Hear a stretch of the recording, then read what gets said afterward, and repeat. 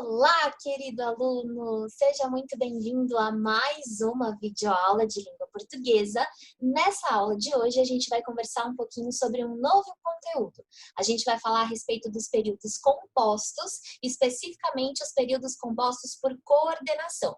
Esse conteúdo de hoje está lá na sua apostila número 2, volume 2, de língua portuguesa, a partir da página 46. Vamos lá?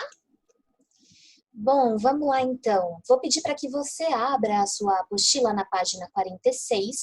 Na verdade, o nosso conteúdo começa um pouquinho antes, na página 45, e eu queria que você fosse comigo para essa página da sua apostila para a gente acompanhar juntos esse conteúdo, tá bem?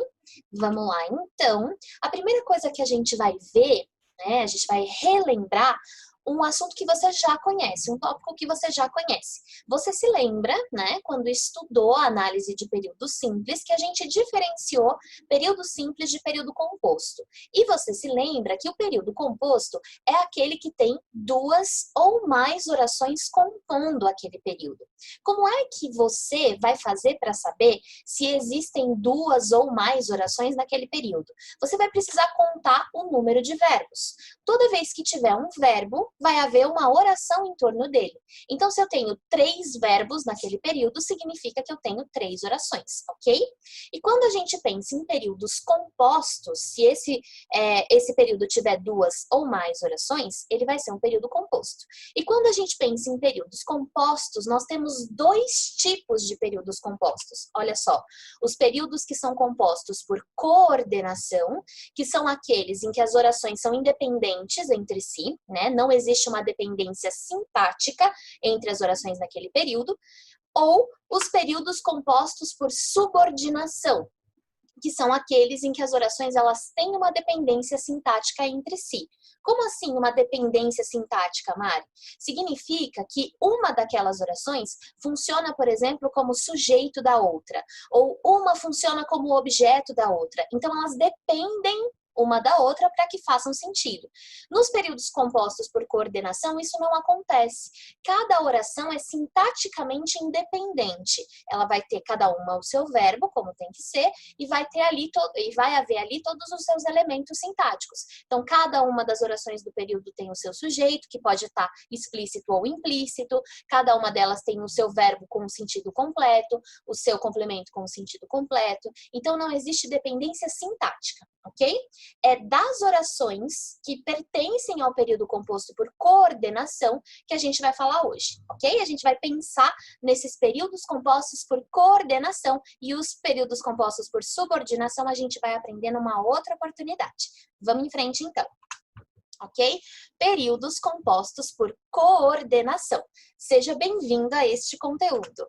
Quando a gente pensar em períodos compostos por coordenação, a gente vai pensar no número de orações que há naquele período. Dá uma olhadinha nesse exemplo que está aí na sua tela. A criança correu, tropeçou e caiu. Esse período é um período composto, certo? Como é que eu sei que ele é um período composto? Eu percebo que ele tem mais de uma oração. Como é que eu sei disso?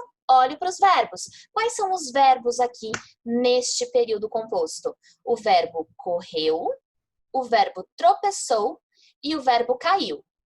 Correu, tropeçou, caiu. 3 verbos, 3 orações. Qual é a primeira oração? Se cada verbo vai compor uma oração e os elementos em torno dele vão fazer parte dela, a gente vai olhar para os verbos para saber quais são essas orações. Oração número 1. A criança correu. Ok? O verbo está aqui, o sujeito está aqui. Oração número 2. Tropeçou. Essa oração número 2 está separada da oração número 1 por uma vírgula, ok? E essa oração número 2 tem um sujeito, que é o mesmo da oração anterior, criança. Só que ele está implícito aqui para não ficar repetitivo, certo? Então, tropeçou é a nossa segunda oração. Qual é a nossa oração número 3? E caiu. Certo? Então, esse período composto é um período composto por coordenação, cada uma das orações é independente, e a gente tem 3. A criança correu, tropeçou e caiu. Combinado? Vamos em frente, então. Olha só. Repara nesse exemplozinho que você tem aí na sua apostila, na página 45. É um pequeno trecho, né, de um texto do Carlos Drummond de Andrade chamado A Doida. Ele diz o seguinte nesse trecho.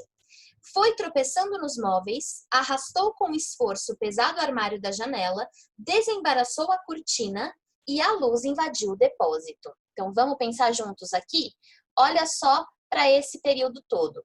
Foi tropeçando nos móveis, então foi tropeçando já é a primeira locução verbal, né? Então vai contar como um verbo. Foi tropeçando nos móveis é a nossa primeira oração.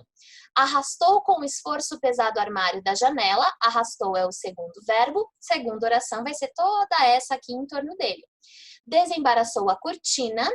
Desembaraçou a cortina é a nossa terceira oração. O verbo é desembaraçou, a cortina complementa o verbo, então faz parte dessa oração. E a luz invadiu o depósito é a nossa quarta oração.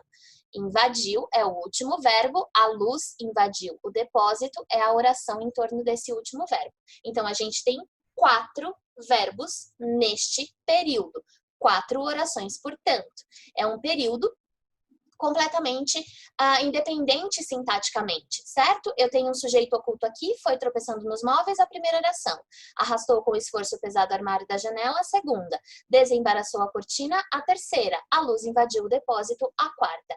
Então, este é um período composto por coordenação com 4 orações dentro dele. Ok? Como você consegue perceber aqui, quando a gente vai ter esse destaque dos verbos de cada uma das orações desse período que a gente leu do texto do Carlos Drummond de Andrade. Tudo bem até aqui? Muito bem. Reparem que as 3 primeiras orações, elas estão separadas entre si por vírgula. E a última, né, está conectada às anteriores pela conjunção e. Então, pode acontecer de, nesses períodos compostos por coordenação, a gente ter o uso das conjunções. E isso é importante para nós. Veja bem, quando você estiver pensando nos seus estudos de períodos compostos por coordenação, você tem que lembrar que as orações que compõem um período composto por coordenação são orações coordenadas. E nós temos 2 tipos de orações coordenadas, as assindéticas e as sindéticas, ok? Então, num período composto por coordenação, eu tenho orações coordenadas. As orações dentro desse período composto por coordenação são orações coordenadas, certo? Nesse sentido, eu posso classificar as minhas orações coordenadas em 2 tipos, sindéticas e assindéticas. As orações coordenadas assindéticas são essas que não têm a conjunção. Ok? O que é conjunção? Você vai se lembrar dos seus estudos anteriores. Conjunção é aquela palavrinha que conecta uma oração na outra. Pode ser e, mas, porém, contudo, portanto, porque, que, pois, várias conjunções. A função delas é conectar uma oração na outra e estabelecer uma relação de sentido. Quando a sua oração coordenada não tem conjunção, ela vai ser assindética. Por quê? Assindético significa sem síndeto. Síndeto é a conjunção. Então, se não tem conjunção, a sua oração é coordenada assindética.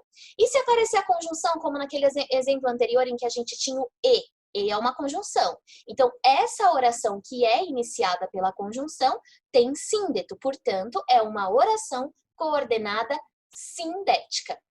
Ok? Orações coordenadas que não têm conjunção são assindéticas. Orações coordenadas que têm conjunção são sindéticas, ok?